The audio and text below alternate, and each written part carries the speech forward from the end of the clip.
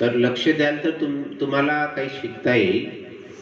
तर आपण माहिती घेत आहोत की आपल्या समाजाचं संघटन आपण लोक कसे मजबूत झालो पाहिजे याविषयीचा हा प्रश्न आहे. एकंदरीत तत्पूर्वी आपण एक लक्षात घेतलं पाहिजे, आपल्या एका बाजूला एक 3 घरं आहेत. 3 घरं आहेत आणि त्या प्रत्येक घरामध्ये 2-2 तरुण आहेत, भाऊ आहेत आणि आपल्याच समाजाचे आहेत. तिन्ही घरामध्ये जर झगडा असेल, कोणीच कोणाशी बोलत नसेल आणि झगडे होऊन असतील, अशी परिस्थिती झाली. अशी परिस्थिती असेल आणि नंतर समजा एखाद्या अन्य समाजाच्या माणसाने एका घरासोबत एका घरातल्या एका मुलाला येऊन मारलं की काही अन्याय केला किंवा त्या घरच्या मुलींवर अन्याय केला की त्या घरच्या पती-पत्नीवर अन्याय केला, तर हे बाकीचे जे 2 घरं आहेत ते जातील का धावून? ते बोलत बी नाही आपसात आणि त्यांचे झगडे होऊ नये, जातील का धावून? नाही जाणार. त्याच ठिकाणी आता दुसरं उदाहरण पडताळू. 3 घरं आहेत, प्रत्येक घरामध्ये 2-2 युवक आहेत, मजबूत आहेत तिथे बी.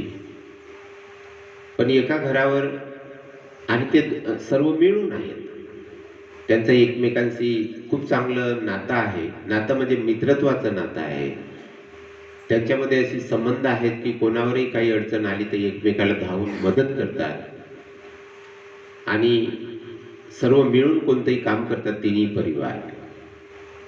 त्यावेळेला समजा असं झालं की एका घरावर कोणीतरी दुसऱ्या माणसाने येऊन त्या घरातल्या मुलीवर अन्याय केला की मुलांवर अन्याय केला की मारलं किंवा आक्रमण केलं एका घरावर, तर ते घर एकटंच राहील का मग? की हे बाकीचे धावून जातील? 2 बाकीचेही धावून जातील. मग पोलीस स्टेशन गाठायचं असेल की त्यांना पिटाई करायची असेल की अजून काही करायचं असेल तर मग काय राहील? तिघही मिळून करतील.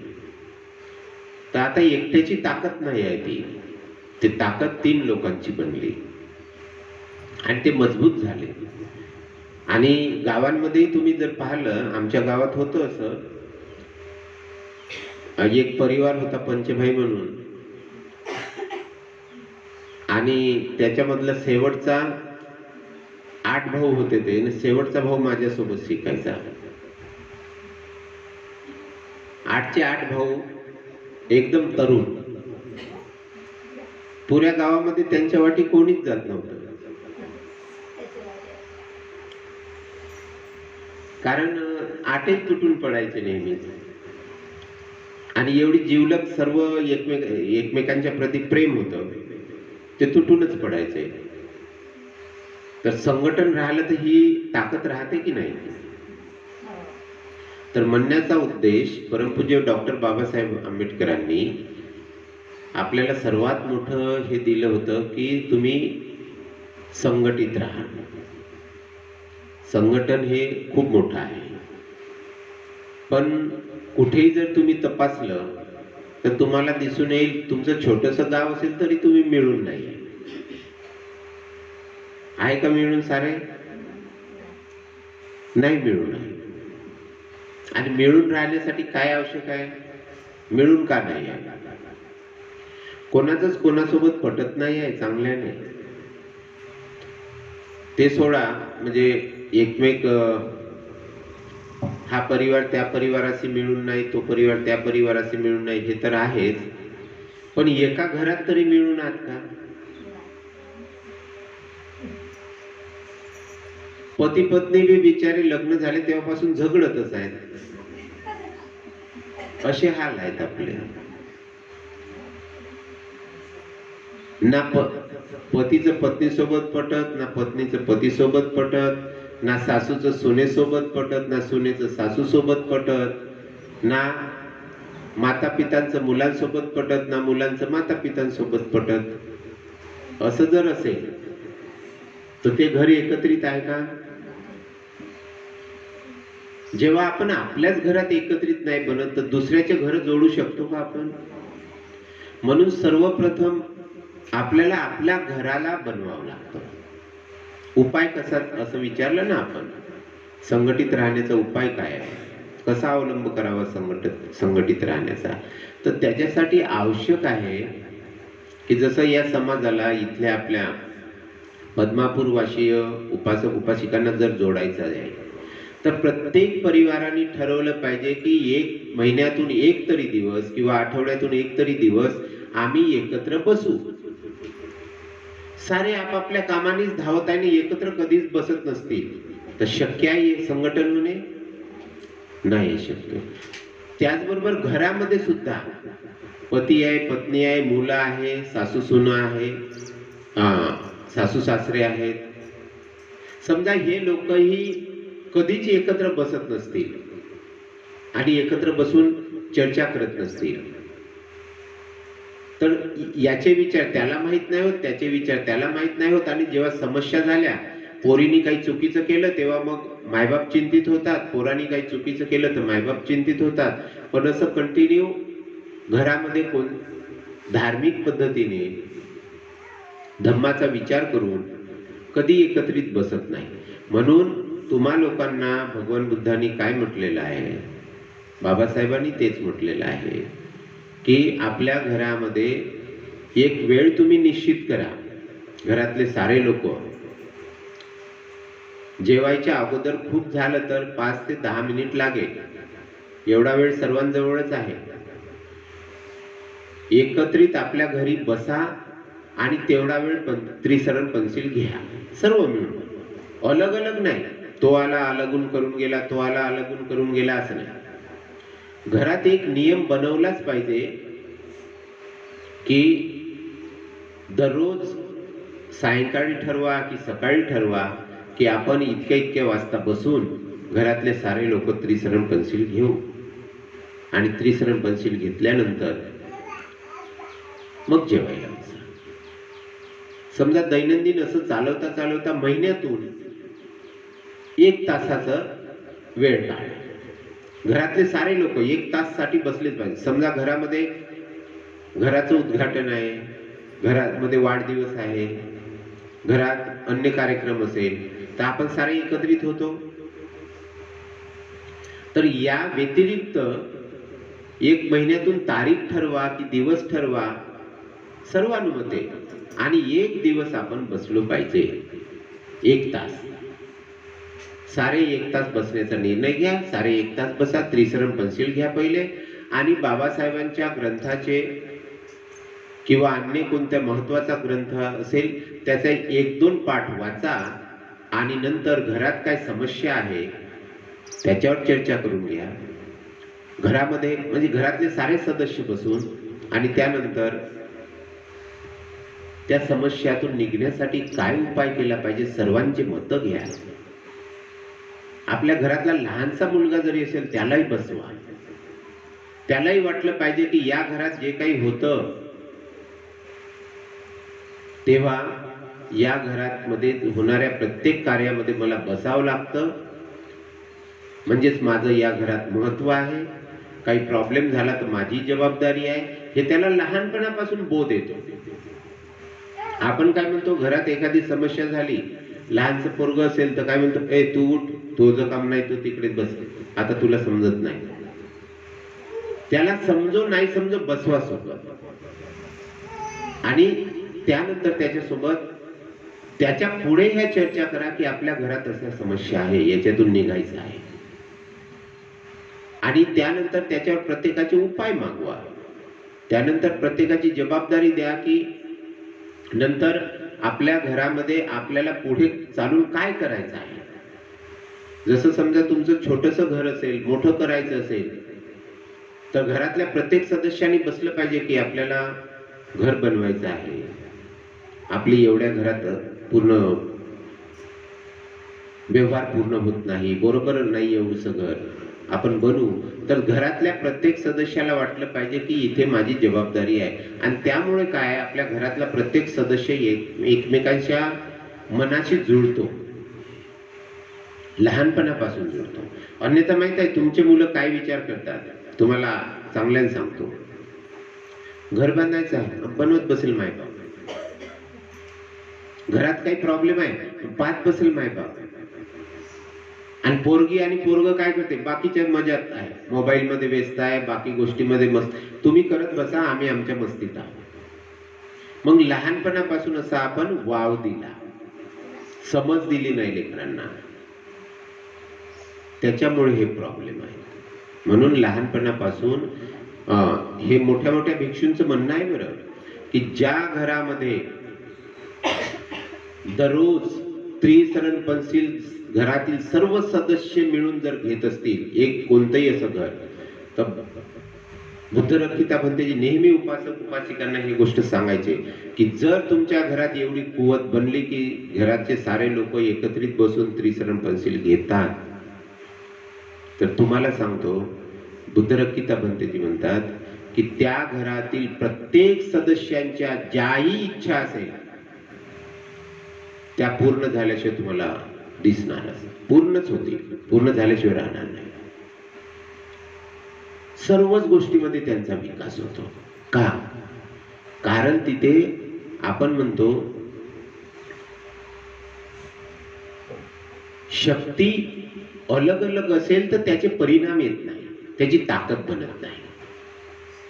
पण त्याच ठिकाणी साऱ्याचे मन एकत्रित जर झाले तर ती मनाची शक्ती, साऱ्याचे मन एकत्रित झाले, ती मनाची शक्ती खूप अफाट असते, तुम्ही कल्पना नाही करू शकत. कोणत्याही समस्येला समाप्त करून तिला जे मिळवायचं आहे ते मिळवू शकते, असं आहे. जसं उदाहरण सांगतोय, मनाची शक्ती प्रत्येक, आता घरामध्ये 5 आहेत सदस्य की 6 सदस्य आहेत, त्यांचे मन 6 सदस्यांचे एकत्रित झाले, एकरूप जर झाले तर काय होणार, त्याच्याने काय होणार हे तुम्हाला साध्या गोष्टीने समजून सांगतोय. बुद्ध रक्षिता भंतेजी असे सांगायचे पण की तुम्ही पाहिलं असेल भिंग, भिंग पाहिलं, ज्याच्याने आपण उन्हाला एका ठिकाणी करतो आणि मग कागद जळतो, पाहिलं ना, ते करून पाहिले प्रयोग तुम्ही. त्याच्यात काय प्रक्रिया होते, प्रक्रिया एवढीच होते फक्त की हे उन्हाचे जे किरण आहे ते एक इकडे पडत आहे, एक तिकडे पडत आहे, एक तिकडे पडत आहे, असे आहे म्हणून आपल्याला काही इजा नाही होत आहे. भिंग काय करते, हे भिंग आहे उन्हाच्या साऱ्या किरणांना एका ठिकाणी केंद्रीभूत करत आहे, सर्वच ठिकाणचे एका ठिकाणी केले, तिकडे वापस कुठे दिले, एका ठिकाणी वापस दिले, एका बिंदूवर वापस दिले. त्यामुळे त्याच्यात एवढी शक्ती आली, एवढी गरमी आली की तिकडे काही ठेवलं तरी जळल्या जाईल. बरोबर आहे, सत्य आहे नाही? तसंच आपल्या घरातील प्रत्येक व्यक्तीचे मन जर एकत्रित असतील तर तुमच्या घरात आलेली कोणतीही समस्या तुरंत समाप्त होऊ शकते. संघटनेवर जर बोलतो म्हटलं तर हा सर्वात महत्वाचा टॉपिक आहे. तुम्हाला सांगतो,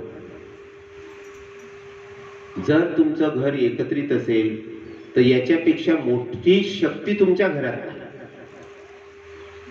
ज्या घरात एकत्रित लोक असतात, संघटित लोक असतात, त्या घरामध्ये सर्वात मोठं परिवर्तन असते, खूप विकास असतो. आणि मी बल्लारशाह किंवा आता इकडे तिकडे अनेक ठिकाणी राहिलेलो आहे, तर बघतोय की त्या घरामध्ये मायबाप आपल्या मुलांना घेऊन त्रिसरण पंसील घ्यायचे. परिस्थिती अशी आहे की 3 मुलं आहे, 1 मुलगा आहे, 3 मुली आहे, 1 मुलगा आहे. तिन्ही मुली नोकरीवर लागतात, मुलगाही नोकरीवर लागते, कुठेच अस्ताव्यस्तता नसते त्या परिवारात. म्हणजे याही काळामध्ये आपल्या परिवारातल्या एकाही माणसाला नोकरी लागणे कठीण जातं. काही परिवार असे आहेत की त्यांचे 5 जण असतील घरामध्ये, 5ही जणांना नोकरी आहे. कारण दिशा एक बनते सर्वांची, आणि सर्वांची दिशा ताकदीची बनते, खूप मोठी शक्ती असते. आणि परमपूज्य बाबासाहेबांनी म्हटलेलं आहे की सर्वच ठिकाणी काम करण्याच्या अगोदर तुम्ही शक्ती एकवटीत करा. शक्ती एकवटली तुम्ही आणि मग कोणत्याही कामाला सुरुवात करा, तर त्या कामाचे रिझल्ट येतील. जसं आता म्हटलं आपण की व्यक्ती अलग अलग असले तर रिझल्ट येत नाही. ते व्यक्ती एक झाले म्हणजे मनाने एकरूप झाले. मनाने एकरूप झाले याचा अर्थ सर्वांचे विचार समान झाले आणि सर्वांनी विचार केला की आपण असं करू म्हणजे करू सर्व मिळून. तर हे जे व्यक्ती एकत्र झाल्याने जी शक्ती बनली ती एक शक्ती आहे आणि त्याच्यामुळे रिझल्ट मिळतात. दुसरं एकत्रित होणे तुम्हाला सांगतोय, जसं तुमचं एकट्याचं बी एक माणूस सुद्धा एकत्रित नाही. कसा एकत्रित नाही? जसं एक विद्यार्थी घ्या किंवा एक विद्यार्थिनी घ्या. लक्ष द्या विद्यार्थी लोक. एकीकडे एक मन म्हणते अभ्यास कर तुम्हाला, दुसरं मन म्हणते राहू दे आजच्या दिवस टीव्ही पाहू, थोडस राहू दे मोबाईल करतो, थोडं वेळ आहे ना परीक्षेला, नंतर करू ना. जसं याला सारच येते नंतर करू म्हणते, आणि नंतर करू न म्हणता म्हणता परीक्षा जवळ बी येते तो टॉपिक करणंही नाही होत. ही परिस्थिती आहे. याचा अर्थ काय झालं? आपलंच मन आपल्या निर्देशाप्रमाणे काम करत नाही. आपण म्हणतो हे कर आणि ते म्हणते मी ते करतो. आपलं मन पण आहे का? सर्वांचं मन ऐकत आहे तुमचं? जसं तुम्ही म्हणता तसंच करता तुम्ही? बरेचदा वाटते नाही द्याव शिव्या, पण देऊन टाकतो. बरेचदा वाटते नाही खोटं बोलायचं, पण खोटं बोलतोच. बरेचदा वाटतंय की अभ्यास दररोज केलाच पाहिजे, पण तरीही बरोबर अभ्यासामध्ये गॅप मारतोच आणि दुसरेच कामं करून टाकतोय. बरेचदा ठरवतो आपण दिवसभर बहुत मोबाईल पाहून झालं, आता नाही पाहिले पाहिजे, पण नंतर तरीही पाहतोच. आणि जी गोष्ट करायची आहे त्या गोष्टीमध्ये तुमची पूर्णपणे शक्ती एकवटली जात नाही, म्हणून तुम्ही मागे पडता. जसं एक विद्यार्थी 90% घेऊ शकतो 10वीत किंवा 12वीत, तुम्हाला 50 कव्हर करणे कठीण चाललं. असं का? कारण की त्याने 90% पर्यंत 90% मला पर्सेंटेज मिळावं, मार्क मिळावे, यासाठी त्याने आपल्या मनाच्या संपूर्ण शक्तीला एकवटला आणि मेहनत घेतली. विखुरली नाही त्यांची शक्ती, शक्तीला विखुरू दिलं नाही. त्यामुळे काय झालं? शक्ती स्कॅटर्ड झाली नाही, विखरली नाही. तर मनाची शक्ती सुद्धा जेव्हा विखरते तेव्हा माणूस कमजोर होतो. आपण पण कमजोर होतो. ज्या दिवशी आपण एकत्रित करतो आपल्या मनाला, जसं उदाहरण सांगतो, 5 दिशेनी मनाचा व्यवहार निघालेला आहे. मन म्हणते आज प्रोग्राम चालू आहे, कुठेतरी प्रोग्राम आहे, तिथे जाऊ का. दुसरं चालू आहे की मोबाईल किती पाहू. तिसरं चालू आहे अभ्यास केला पाहिजे. चौथा आहे डोक्यामध्ये पैसा कुठून येईल. पाचवा आहे डोक्यामध्ये वाह्यातपण, जसं मुली मुलांच्या मागे फिरतात किंवा मुलं मुलांच्या मागे फिरतात, हे वाह्यातपण. ह्या 5 गोष्टीने मन विखुरलेलं आहे. पण त्याच ठिकाणी इकडून या दिशेने विखरलं एक, या दिशेने एक चाललं, या दिशेने एक चाललं, असं अनेक दिशांनी जे विभाजित झालेलं आहे. ह्या सर्व गोष्टीला संपवून याला इकडे जाऊ देत नाही, याला इकडे जाऊ देत नाही ना, हे आहे अभ्यासाचं डायरेक्शन. सारे मन बोट या दिशेने जर येऊ लागले ज्या दिशेने अभ्यास होतो, बाकीच्या दिशा संपवल्या, काय होईल? सक्सेसफुल नाही मिळेल का? सक्सेसफुल मिळेल, कारण फोर्स उत्पन्न होईल. जसं उदाहरणार्थ दुसरं उदाहरण मी घेतलं की वरून टँक मधून एक पाईप आला आणि त्या पाईपला 5 नळ जोडलेले आहेत. एक त्याच्या घरी गेला, एक त्याच्या घरी गेला, एक आजूबाजूला गेले. पाचही नळ खोलले तर एक समजा पहिला नळ खोलला आपण, तेव्हा काय राहील? पाण्याचा फोर्स राहील. त्यासोबतच दुसऱ्या नळ खोलल्याबरोबर याचा फोर्स कमी होणार. तिसरा खोलला तर दोघांचाही कमी होणार. चौथा खोलला तर तिघांचाही कमी होणार. पाचवा खोलला तर साऱ्याचेच कमी होणार. तसंच आपल्या डोक्याचं आहे. आपलं डोकं जेवढ्या जेवढ्या दिशेने धावत आहे तिथे फोर्स लागत नाही आपल्या अभ्यासासाठी.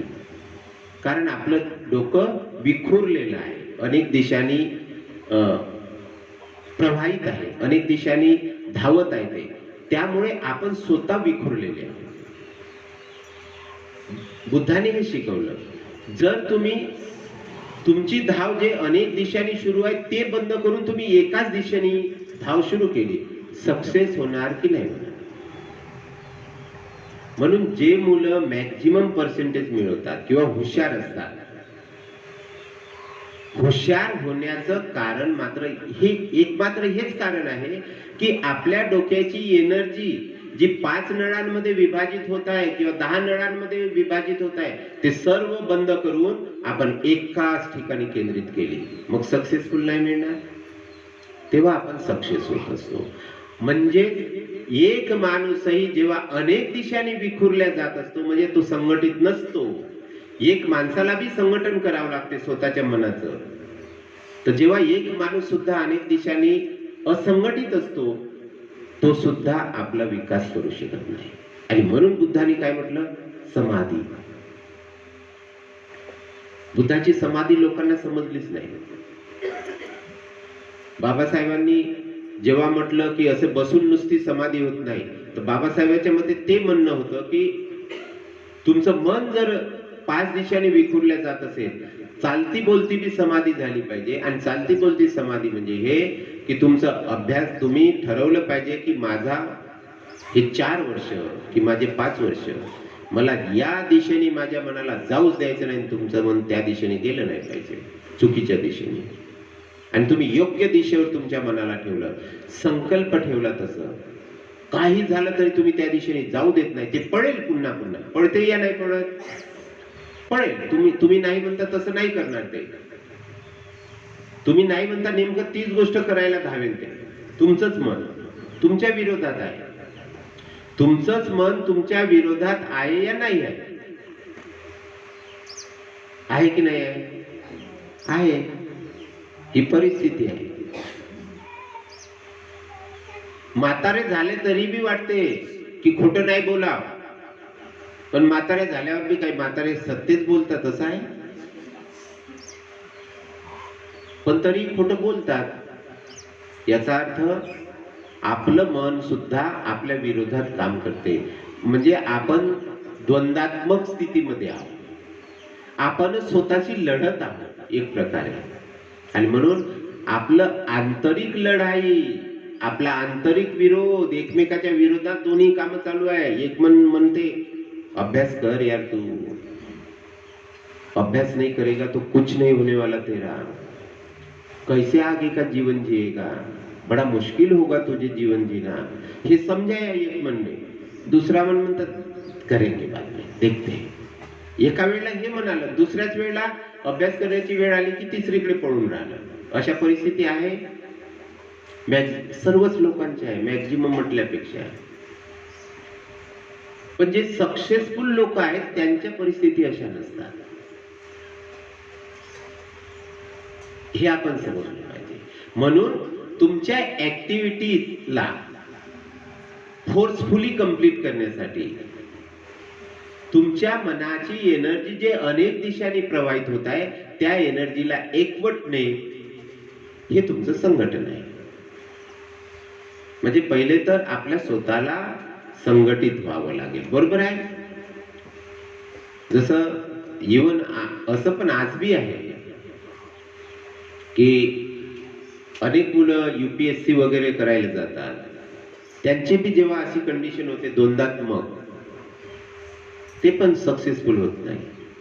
पण ज्यांची होल एनर्जी ऑफ माइंड एकवटली जात असते त्या माणसाला रोखू नाही शकत कोणी. जसं बाबासाहेबांचं जीवन जर तुम्ही तपासलं तर तुम्हाला दिसून येईल, बाबासाहेबांसारख्या परिस्थिती तुमच्यावर माझ्यावर आल्या तर आपण शिकूच शकणार नाही कदाचित. काय इतका विटाळ. बाबासाहेबाला शाळेच्या बाहेर बसवलं जातं, तुम्हाला बसवलं तर शिकणार, पळत येणार. मास्टर मारते काऊन म्हणून लोकांनी शाळा सोडल्या आहे माझ्यासोबतच्या काही विद्यार्थ्यांनी. अशाही परिस्थिती आहे. पण ज्याची जिद्द ज्या गोष्टीत आहे आणि त्याने त्या गोष्टीला जिद्दपूर्वक चालूच ठेवलं तर तुम्हाला सांगतो त्या माणसाची तोड जगात राहू शकत नाही. एवढं भारी काम करू शकतो. तुम्ही पण करू शकता, आम्ही पण करू शकतो, कोणीही करू शकतो. पण आपलं मन आहे नेहमी विभाजित. आणि विभाजित काय आणि काही लोकांचं असंही आहे, काय करावं काही पताच नाही. जसं आता हे बाया पाहिल्या आपण, यांना बिचाऱ्यांना पताच नाही की मी काय जगायचं आहे, मला करायचं काय आहे. त्यांना एवढं माहित आहे, पोळ्या ओळ्या बनवायच्या आहे, भाजी बनवायची आहे, कामाला जायचं आहे, शेतीचे कामं करून यायचं आहे, रात्रीचा अजून स्वयंपाक केला, झोपायचं आहे, झालं. यांना माहितच नाही मला काय करायचं आहे. यांनी जर ठरवलं हे पण यांना ज्ञान नाही म्हणून माहित नाही. पण यांना जर यांच्या डोक्यात प्रकाश जर पडला की अरे असं तसं कसं काही जीवन जगायचं, खाण्यासाठी ठीक आहे, मग जगण्यासाठी ठीक आहे, मला स्वयंपाक केला पाहिजे, काम केले पाहिजे, पण असंच असं जीवन जगायचं का नाही. मी ज्ञान मिळवलं पाहिजे. आणि मी ज्ञान मिळवल्यानंतर माझ्या मुलीला की माझ्या मुलाला दररोज मी या गोष्टी शिकवल्या पाहिजे. कितीही मायानपण असेल तुम्हाला सांगतो, पण जर तिने विचार केला की मला माझ्या मुलाला असं बनवायचं आहे, ते बी यांच्या डोक्यात नाही, त्याच्यासाठी मला यांना दररोज शिकवावं लागेल काही चांगल्या गोष्टी, आणि तिने जर शिकवतो म्हटलं तर मुलगा चालता येत नाही तेव्हा चालणं कोण शिकवत आहे? आई. बरोबर आहे.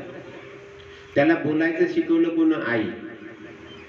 मग काय बोलायचं शिकवायचं, काय बोलला पाहिजे हे पुढचं शिकू नाही शकत ती. त्याच्या तोंडातून शिव्या कशा निघत आहे, अपमान का होत आहे त्याच्या तोंडातून, ती गोष्ट तीच शिकू शकत होती, पण तिच्याजवळ तो बोध नव्हता. तिच्या डोक्यात पहिलेच बोध पाहिजे होता की काही झालं तरी माझ्या लेकराच्या तोंडून मी भविष्यात शिवी ऐकायची नाही मला. आणि तो लहान होता तेव्हा जेव्हा बोलायला लागला तेव्हापासूनच तिने शिकवलं एकदम कोऱ्या मनावर. तिने प्रकाश पाडला की बाळा शिवी द्यायची नाही, दिल्यानंतर त्याला पनिशमेंट केली. असं करायचं नाही, केलं चुकीचं, पनिशमेंट दिली. लहानपणापासून तिच्या मनात समज आहे आपल्या लेकराच्या विषयी, आणि ती आपल्या लेकराला बरोबर तशी घडवत आहे. मुलगा घडणार नाही का? अनपढ बाई असली तरी तिच्या हातात मुलगा घडत नाही? घडते, पण तिच्याजवळ काय करायचं आहे सुचच नाही आहे. विखुरल्या गेली तिचं माइंड परिपूर्ण विखुरल्या गेलं आहे. म्हणून भगवान बुद्ध काय म्हणतात, तुमचं चित्त समाधीस्थ असलं पाहिजे, कार्याची समाधी असली पाहिजे. हे काय आपल्या चित्ताला आतमध्ये केंद्रीभूत करून एका ठिकाणी आणणे, आणि दुसरं आहे की आपले सारे कार्य एका ठिकाणी एकवटणे. तेव्हा आपण आपल्या जीवनामध्ये सक्सेसफुल प्राप्त करत असतो, सक्सेस होत असतो आपण. तर या गोष्टीची तुम्ही या गोष्टीला विशेष रूपाने लक्षात घ्या की सर्वप्रथम तुमच्या मनात चालू असलेलं द्वंद्व म्हणजे लढाई.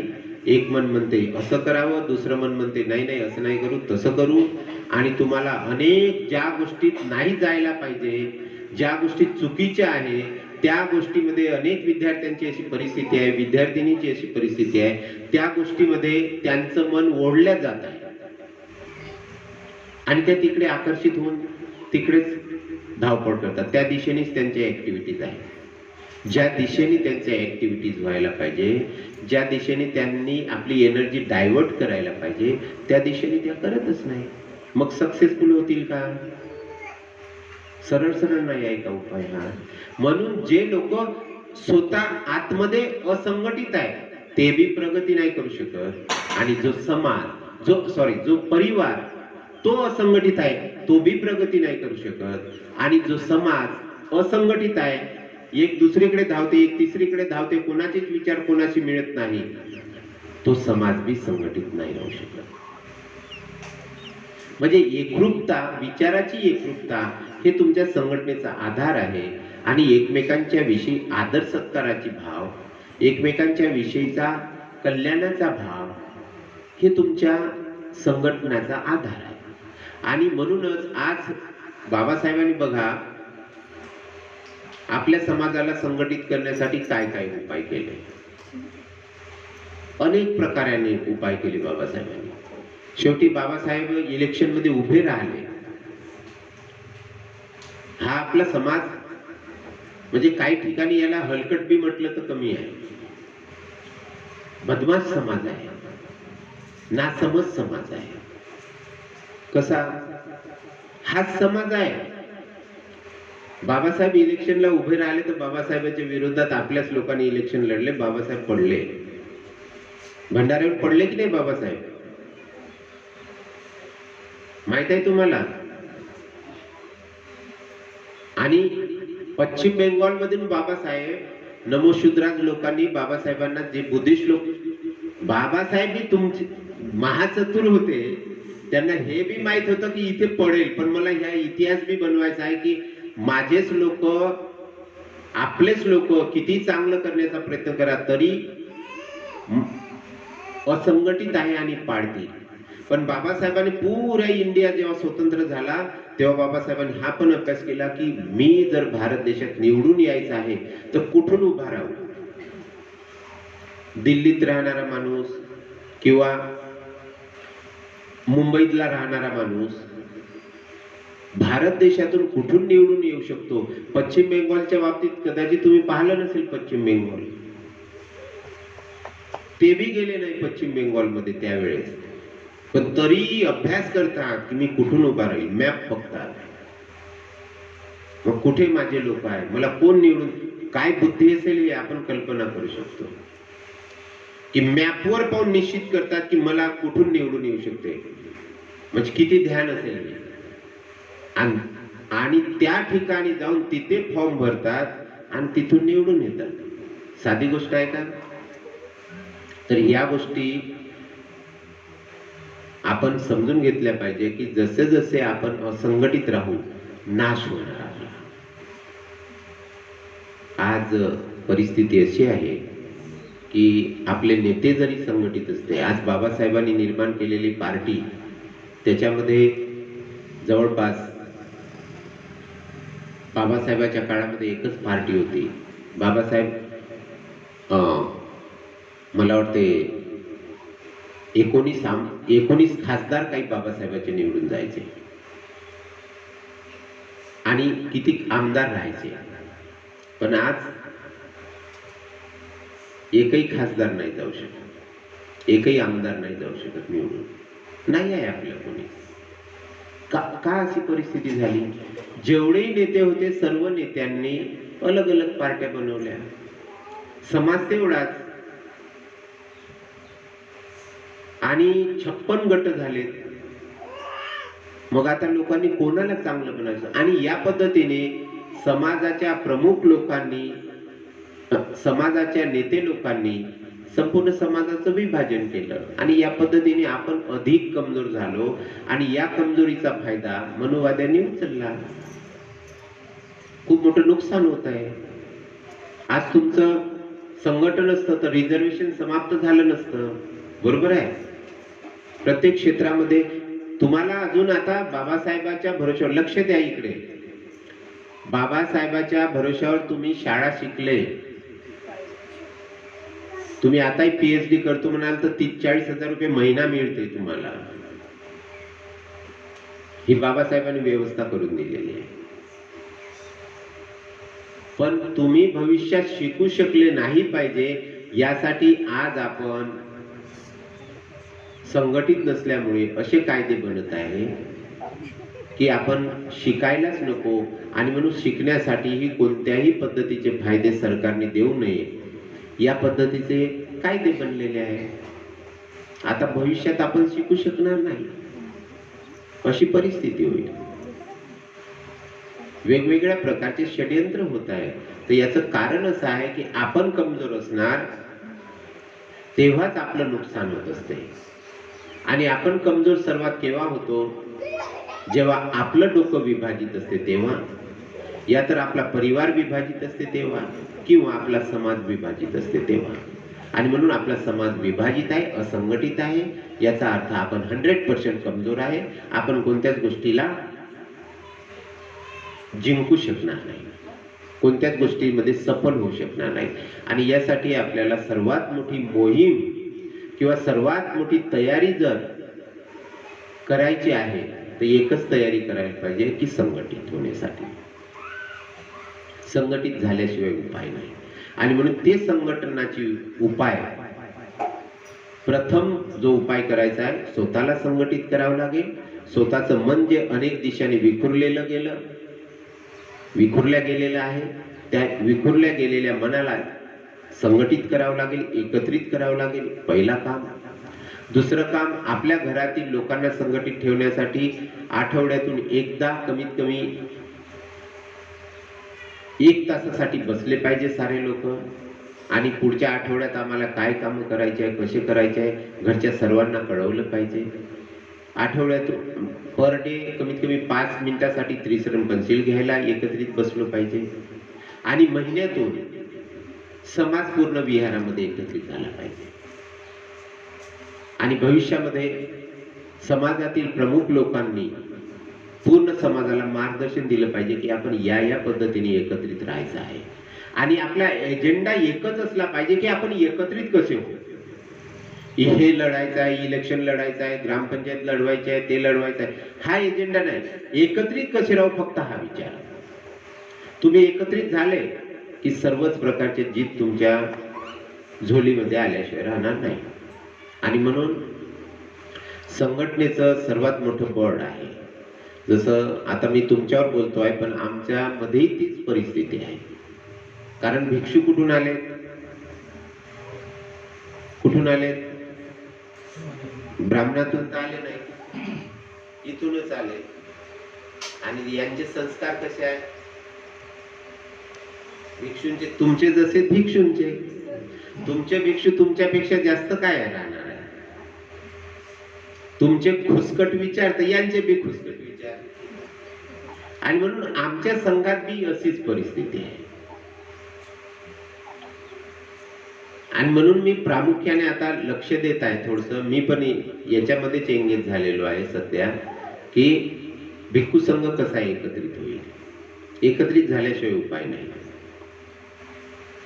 आणि जर माझ्या हातामध्ये म्हणजे मला प्रमुख पद मिळाले, पद म्हणजे याचा अर्थ की कार्य करण्याची जागा मला दिली, तर मी या सर्वांना बरोबर एकत्रित केल्याशिवाय सोडणार नाही. माझ्या मनात पण तीच जिद्द आहे की सर्व कायदे लागू करून, भिक्खू संघाचे कायदे बनवून या सर्वांना एकवटल्याशिवाय, एकत्रित केल्याशिवाय थांबायचं नाही.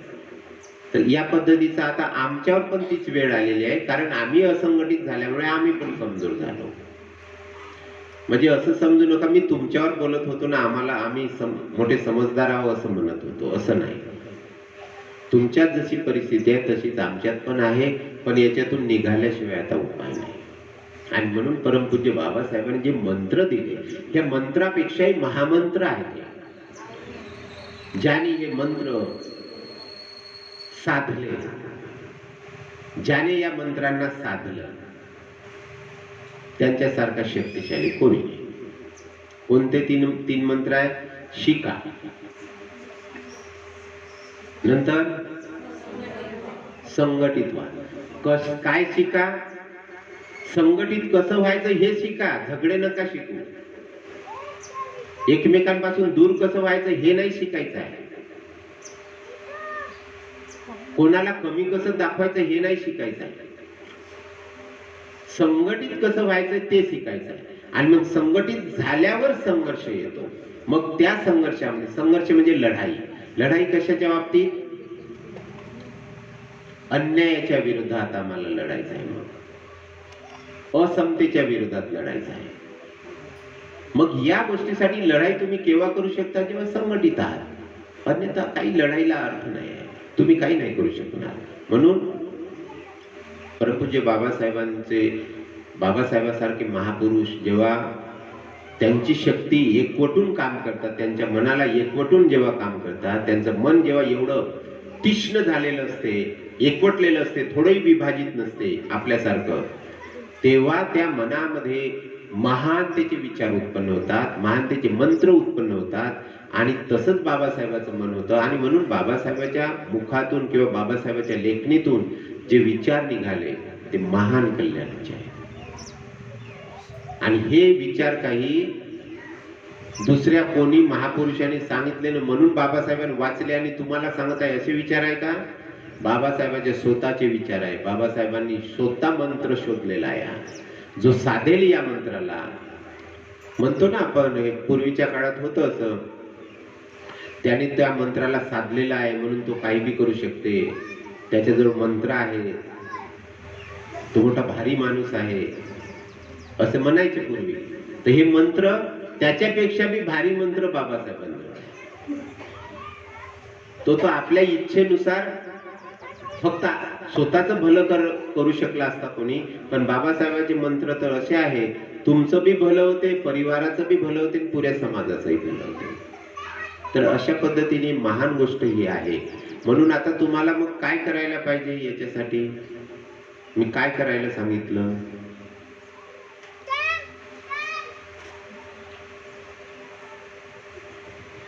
काय करायला सांगितलं?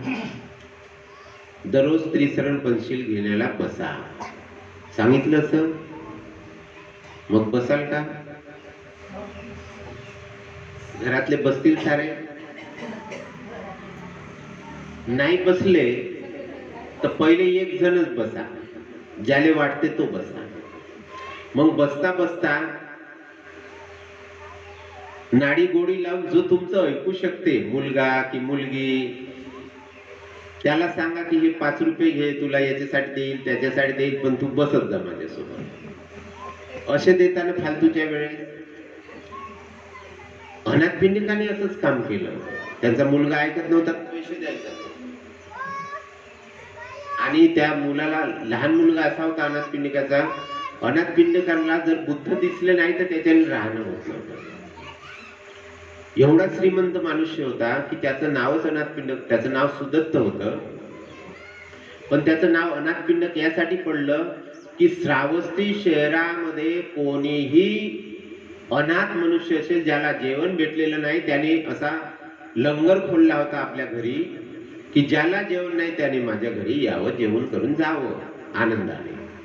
सर्वांसाठी जेवण.